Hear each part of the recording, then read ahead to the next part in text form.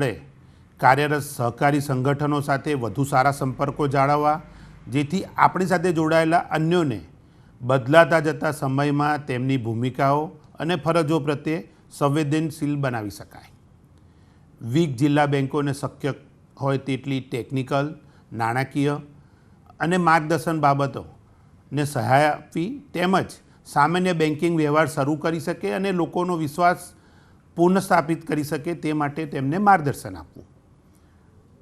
પ્રાથમિક કૃષિ સહકારી મંડળીઓ વધુ પારદર્શકતાથી અને કાર્યક્ષમ રીતે કામ કરી શકે અને પોતાની જે પ્રવૃત્તિઓ કરે છે તેમાં વૈવિધ્યકરણ તેમજ વિકાસ દ્વારા પોતાની સંસ્થાનો પાયો મજબૂત કરી શકે અને ફક્ત તેમના સભ્યો જ નહીં પરંતુ અન્ય ગ્રાહકોને પણ તમામ સેવાઓ પૂરી પાડી શકે તે માટે પ્રોત્સાહન આપવું.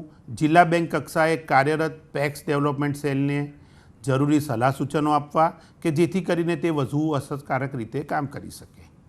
તેવી જ રીતે કૃષિ ઉત્પાદનોની વધતી જતી જરૂરિયાતોને પહોંચી વળવા માટે કૃષિ ઉત્પાદનોને વેગ આપવાના હેતુથી ખેડૂતોને કૃષિની આધુનિક પદ્ધતિ અપનાવવા માટે પ્રશિક્ષિત કરવા, માર્ગદર્શન આપવા અને સહાયરૂપ થવા માટે તમામ પ્રયત્નો કરવા.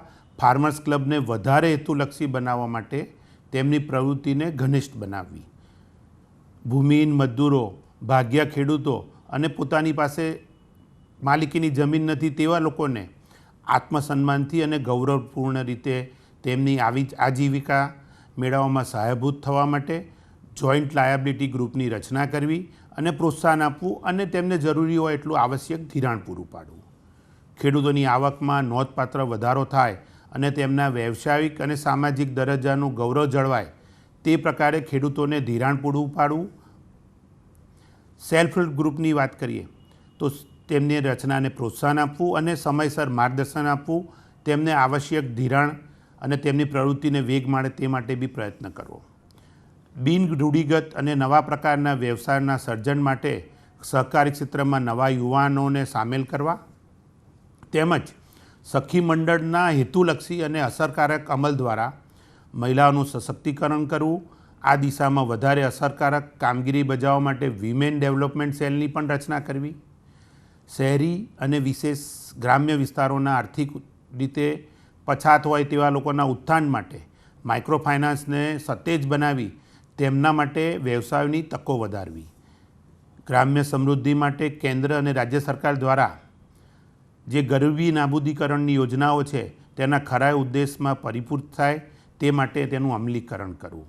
ઓછી આવક ધરાવતા લોકોના લાભાર્થે બેન્કિંગને તેમના દ્વારા સુધી પહોંચાડીને નો ફ્રિલ્સ એકાઉન્ટ દ્વારા વધારે સારું ફાઇનાન્શિયલ ઇન્ક્લુઝન સુનિશ્ચિત કરવું. તબીબી સારવાર માટે અમદાવાદ આવતા જિલ્લા બેન્કો સાથે સંકળાયેલ લોકોના લાભાર્થે અમદાવાદની હોસ્પિટલો અને તબીબો પાસે પ્રાથમિકતાના ધોરણે રાહત દરે એમને સારવાર મળી શકે તેવા પ્રયત્નો કરવા. એડવાઇઝરી કમિટીની રચના કરવી.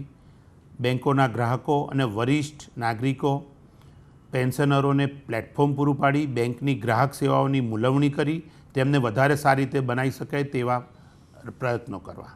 સહિયારી પ્રયત્નો દ્વારા આઇડલ કોડ ઓફ કન્ડક્ટ અને ગુડ ગવર્નન્સ સ્ટાન્ડર્ડ સુનિશ્ચિત કરી સમગ્ર સહકારી ક્ષેત્રને પ્રતિષ્ઠા વધારવા માટે અનુકૂળ અને સહાયક વાતાવરણનું સર્જન કરવું.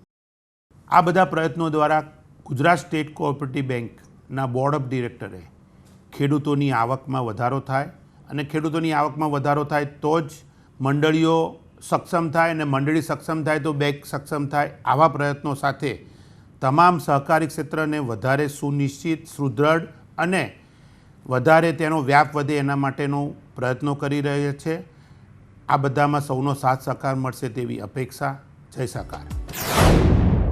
ગુજરાતની રાજ્ય સરકારે કૃષિ વિકાસ દર વધુ મજબૂત બને અને રાજ્યના વિકાસમાં ગુજરાતના સહકારી ક્ષેત્રનો સવિશેષ ફાળો મળી રહે તે માટે ગુજરાત રાજ્ય સહકારી બેંકના બોર્ડ ઓફ ડિરેક્ટર્સ દ્વારા વિવિધ યોજનાઓનો તેમજ તેના અમલીકરણ માટે યોજનાબદ્ધ આયોજન હાથ ધરવાનો નિર્ણય કરેલ છે. સહકારિતા એ આર્થિક પાસાને ઉજાગર કરતી સંસ્કારિતા છે. માનવ જીવન જે ગરીબીની રેખા નીચે જીવે છે એને ઉન્નત કરવા માટેનો એક વિનમ્ર પ્રયાસ છે. માટીનું માદળિયું બાંધીને જીવતા માનવ જીવનને અદ્ધર, સદ્ધર, પગભર અને જીવનભર કરવાનો એકમાત્ર ઉકેલ છે.